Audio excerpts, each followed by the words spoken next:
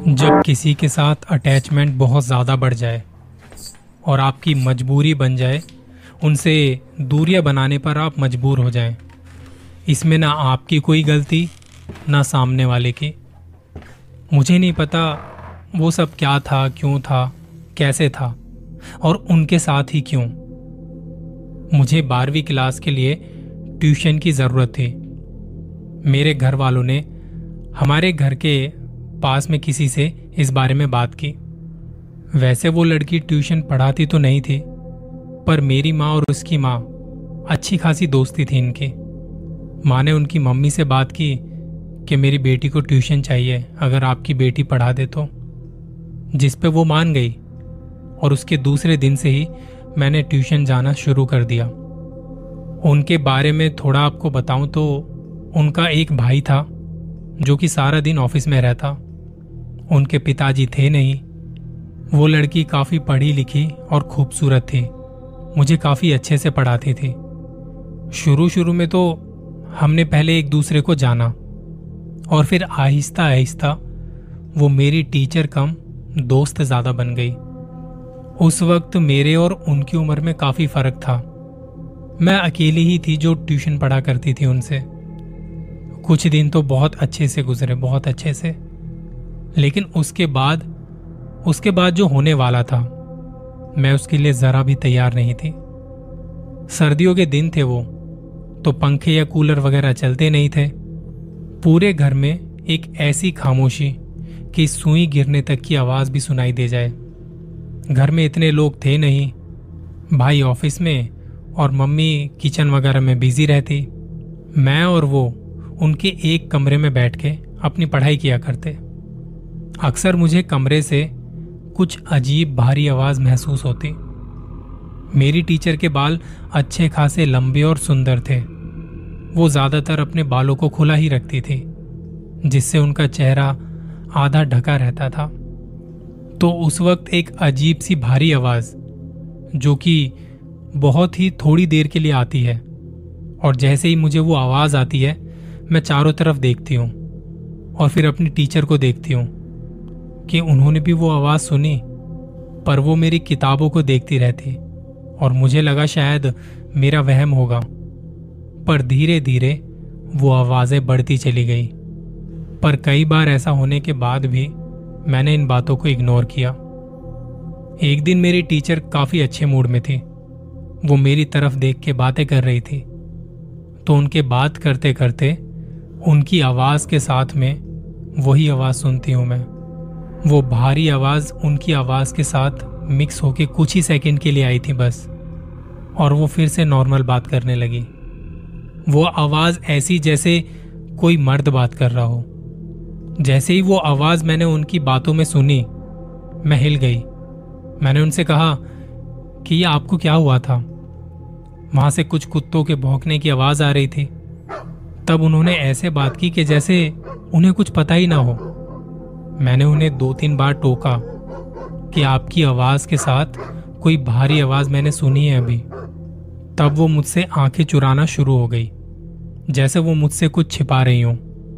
अब शायद मैं समझ चुकी थी कि वो आवाज़ कमरे में कहीं और से नहीं, वो मेरी टीचर ही निकालते थे।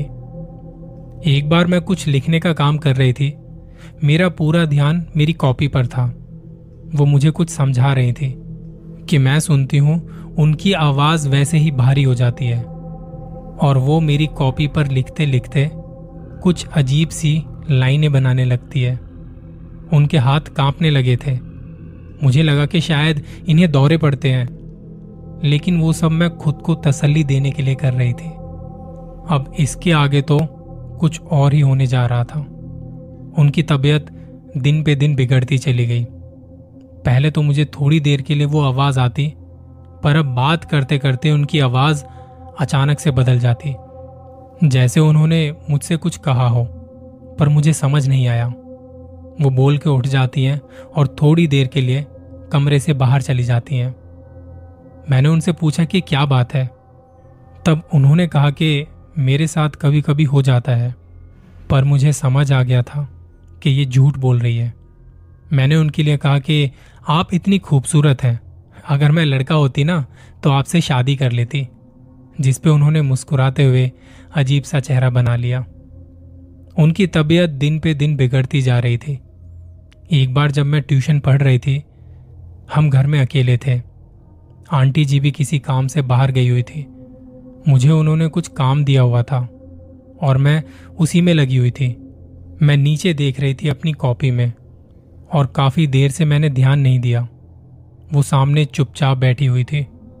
मुझे लग रहा था कि उनका ध्यान मुझ पे ही है, पर वहां हल्की सी रोशनी में मैंने उनका साया हिलता देखा। तब मैं क्या देखती हूं, वो अपना सिर हिला रही हैं, जैसे बच्चे हिल हिल के आगे पीछे होके झुककर पढ़ते हैं ना, बिल्कुल वैसे। वो अपनी ही दुनिया में मगन थी। उनका चेहरा मुझे नजर नहीं आ रहा था। उनके बाल चेहरे के आगे आए हुए थे। मैंने 2-3 बार उन्हें आवाज दी। उन्होंने मुझे कोई जवाब नहीं दिया। मैंने उनके कंधे पर हाथ रखते हुए उन्हें थोड़ा हिलाया। क्या हुआ आपको? तब उनकी वही भारी सी आवाज, और ना तो वो मेरी तरफ देख रही थी, उनका चेहरा नीचे की ही तरफ था। तब वो मुझे कहती हैं, तुम जाओ, आज की तुम्हारी छुट्टी। वो जैसे बस मुझे वहां से भगाना चाहती थी। प्रवीण भाई, शायद आपको इतना फील ना हो, पर जब मैंने वो सब देखा वहां पे, और जो हालत मैंने उनकी देखी थी, आप यकीन जानिए, मुझे डर का इतना जबरदस्त एहसास पहले कभी नहीं हुआ था। कुछ ना कुछ तो है जो ये ऐसी हरकतें कर रही हैं। डर तो मैं पहले ही गई थी, और पूरे घर में हम दोनों ही अकेले थे।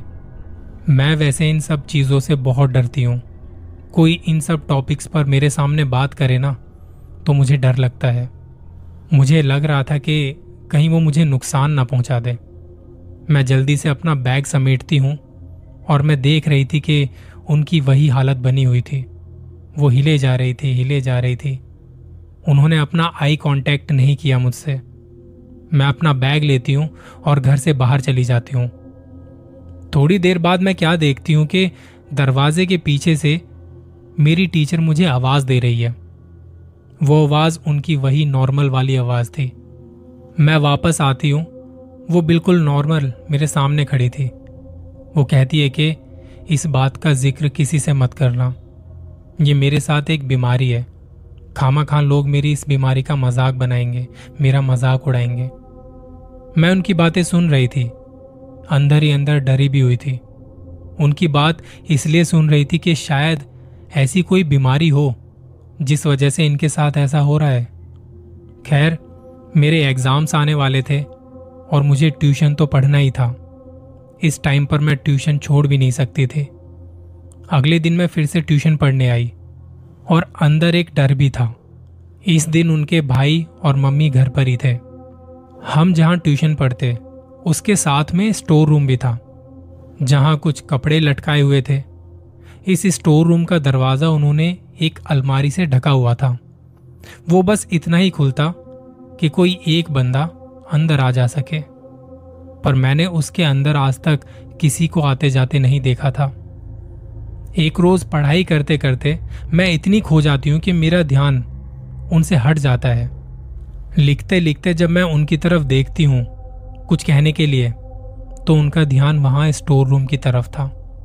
मैं जैसे ही उस तरफ देखती तो स्टोर रूम का दरवाजा थोड़ा सा खुला हुआ था। वहां अंधेरा घना था, कोई लाइट नहीं थी, और मैंने जैसे ही देखा मुझे ऐसा लगा कि जैसे कोई पीछे की तरफ हट गया है। मैं टीचर को हिलाती हूँ कि वहां कौन था। मैं डर रही थी। ऐसा लग रहा था जैसे मेरे उन्हें हिलाते ही वो होश में आई हो। कहती कि नहीं, कोई नहीं है। मैं कहती कि मैंने अभी किसी को वहां देखा था। आप क्यों मुझसे कुछ छिपा रही हैं? ऐसी क्या बात है इस घर में? वो मुझसे नजरें चुराती और बात घुमाती। कहती कि यहाँ बिल्ली वगैरह भी आ जाती हैं, तुम घबराओ मत। पर अब मुझे और भी ज्यादा डर लग रहा था। मैंने उनसे कहा कि मुझे घर जाना है। मैं इतनी डरी हुई थी कि मैं जल्दी से वहां से निकल जाती हूँ और घर जाके अपनी मम्मी को ये सारी बातें बताती हूँ कि मुझे शक है उस घर में कुछ तो है जो बहुत अजीब और अलग है। मेरी टीचर बहुत अजीब सी हरकतें करती है। जिसके बाद मेरी मम्मी वहाँ से ट्यूशन छुड़वा देती है। कुछ दिन तक उनका कोई अता पता नहीं होता। मैं कहीं ना कहीं उनसे जुड़ चुकी थी, मुझे उनकी फिक्र हो रही थी। भले ही मैं अब वहाँ पे ट्यूशन नहीं पढ़ रही, पर मुझे उनसे जाके मिलना तो चाहिए। फिर एक दिन मेरी मम्मी को किसी पड़ोस वाली आंटी ने बताया कि उस लड़की की तबीयत बहुत ख़राब है। मम्मी ने मुझसे कहा कि मैं शाम को उससे मिलने जा रही हूँ। मैंने कहा कि मैं भी साथ में चलूँगी। शाम होते ही हम दोनों वहाँ के लिए निकल पड़ते हैं। उनके घर पहुँचे और जैसा कि मैंने पहले बताया था, उनकी मम्मी और मेरी मम्मी अच्छी दोस्त है। उनके घर पर पहुँचे और बेल बजाई। मेरी मम्मी ने कहा कि मुझे पता चला है कि तुम्हारी बेटी की तबीयत ठीक नहीं है। पता चला तो हाल पूछने आ गई। इसके बदले में उनकी मम्मी का रिएक्शन कुछ ऐसा था, वो बहुत घबराई हुई थी। उन्होंने हमें अंदर नहीं बुलाया। ऐसा लग रहा था जैसे वो हमें दरवाजे से ही वापस करना चाह रही हूँ। मम्मी को लगा तो उन्होंने भी कहा कि ख्याल रखना बेटी का। और तभी अंदर से आवाज़ आती है, वही भारी आवाज़, मम्मी उन्हें अंदर आने दो। और वो आवाज़ सुनते ही पहचान गई कि ये वही आवाज़ थी। सामने से दरवाज़ा खुलता है, हम अंदर जाते हैं। हम लोगों को बाहर ही बिठा दिया जाता है और मैं उनके कमरे की तरफ बढ़ती हूँ। उस कमरे में अपनी टीचर के साथ अकेले बैठ के पढ़ाई किया करती थी मैं। मुझे कभी इतना डर नहीं लगा था, पर आज हालात कुछ और थे। मैं डर रही थी बुरी तरह से। वहाँ सबको इतना परेशान देख के अच्छा नहीं लग रहा था। आंटी घबराई हुई थी, उनका भाई भी परेशान इधर उधर घूम रहा था। ऐसा लग रहा था जैसे कोई बात वो हमसे छुपा रहे हों। आंटी शायद मुझे रोकना तो चाह रही थी कि वहां मत जाओ, पर मैं रुकी नहीं। वहां जाके देखती हूं कि मेरी टीचर वहां अलमारी पे चढ़ के बैठी है। उसके बाल खुले हुए हैं, चेहरा काला पड़ चुका है, अपने सर को हिलाए जा रही है बस। मैं उनको देख के डर के मारे रोना शुरू कर देती हूँ। मेरी मम्मी और आंटी मेरे पीछे उस कमरे तक आ जाती हैं। उनका भाई उन्हें अलमारी से नीचे उतारता है, उसे नॉर्मल करने की कोशिश की जाती है। ये सब हम देख रहे थे। थोड़ी देर बाद वो वापस से नॉर्मल भी हो जाती है, मुझसे मेरा हालचाल पूछती है, बातें करती है। तब वो आंटी मेरी मम्मी को बताती है कि मेरी बेटी पर कोई शैतान का साया है, वो इसे बहुत तकलीफ देता है। पहले तो वो कभी कभार आया करता था, लेकिन अब वो इसके पीछे पड़ चुका है। ये पूरी पूरी रात नहीं सोती, अजीब आवाज़ों में बात करती है। हमने मजबूरन इसे कमरे में बंद किया हुआ था और ये काफ़ी दिनों से हो रहा है। अब क्योंकि मैं कई दिनों से ट्यूशन पढ़ने तो नहीं जा रही थी, उसके बाद से उनके हालात और ख़राब होते चले गए और इसके बारे में कहीं ना कहीं पहले से मुझे पता चल चुका था। तब उन्होंने अपने भाई से कहा कि मुझे वॉशरूम जाना है। उनका भाई वहीं बैठा हुआ था। अब मैं ये सब देख रही थी। मैं कमरे की चौखट पर खड़ी वही सब सोच रही थी कि इतनी प्यारी लड़की का क्या हाल हो गया है। वो वॉशरूम से निकल के मेरे करीब आ जाती है। मैं ये सोच रही थी कि ये कहीं मुझे कुछ कर ना दे, मुझे नुकसान ना पहुंचा दे। उसका चेहरा पीला पड़ चुका था। वो उस भारी आवाज में मेरे कान के पास आके कहती है, तुम्हें ये बहुत अच्छी लगती है ना, इससे शादी करना चाहती थी ना, मैं इसे अपने साथ लेके चला जाऊंगा। ये कह के वो हंसती हुई वापस से वॉशरूम में चली जाती है। उन्हें गए हुए 15 से 20 मिनट गुजर जाते हैं। हम बाहर कुछ देर और इंतजार करते हैं, पर दरवाजा नहीं खुलता। बार बार दरवाजा नॉक किया जाता है और दरवाजे को हम सब यहाँ से पीटते हैं, उसे धक्का लगाते हैं। काफी देर बाद दरवाजे की कुंडी टूट जाती है। हम देखते हैं कि वो अंदर शीशे के सामने अजीब हालत में खड़ी है, बस खुद को देखे जा रही है। उसे पकड़ के बाहर लाते हैं और थोड़ी देर में वो बेहोश हो जाती है। मुझसे वो सब देखा नहीं जाता। मेरी मम्मी मेरा हाथ पकड़ के मुझे वहाँ से बाहर निकालती है। हम घर आ जाते हैं। मम्मी को भी बहुत बुरा लग रहा था उनके लिए। ऊपर वाले से कहती कि उसे ठीक कर दो, बहुत प्यारी बच्ची है वो, बहुत तकलीफ में है, उसके घर वाले बड़े परेशान हैं। इसके बाद फिर कुछ दिनों तक हमारा उनके घर जाना नहीं होता और थोड़े दिनों बाद खबर आती है कि उनकी डेथ हो चुकी है। उस शैतान ने मेरी टीचर को नहीं छोड़ा था, अपने साथ ले गया था।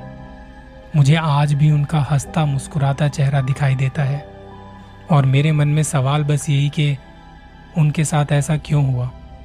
मैं आज भी सोचती हूँ ऐसा क्यों था उनके साथ।